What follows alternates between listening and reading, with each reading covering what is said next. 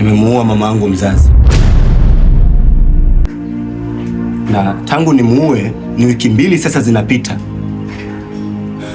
na kwa masikio yangu nimesikia ukiniambia kwamba nikimtoa kafara tu mama yangu haipiti siku 3 naanza kuona mafanikio,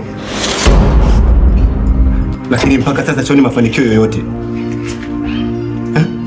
Hii ina maana gani kiongozi? Yaani mimi nazungumza wewe unacheka. Yaani mimi nazungumza serious, wewe unacheka. Unahisi ni kitu rahisi sana.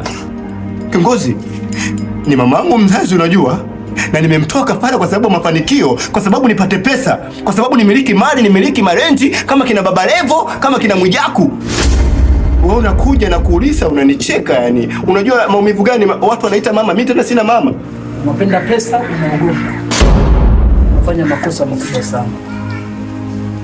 Na kupaswa umetoa sadaka kae ndani ya siku 7 bila kutoa chozi. Umelia, mtoto wa kiume shindwa kukaza. Nisikilize kwa makini.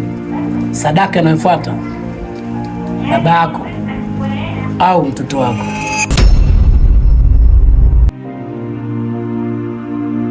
Inatakiwa usilie ndani ya siku 7.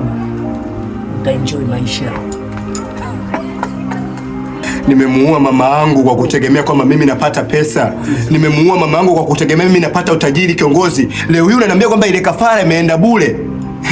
Niongeze na kutoa baba au mtoto wangu. Hivi kiongozi, mimi nimemuua mama kwa sababu natakiwa nimiliki pesa, nimiliki magari kama wenzangu watu mtaani.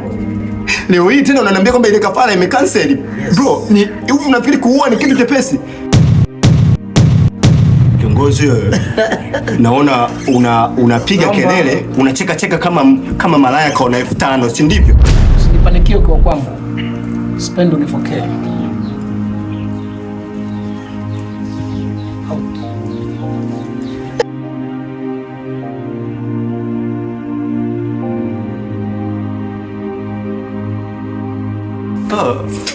Kumbe unataka kujua kwa nini penzi la shoga halina maandalizi si ndivyo? Okay, tutakutana tu mitaani. No bad brother. Thank you.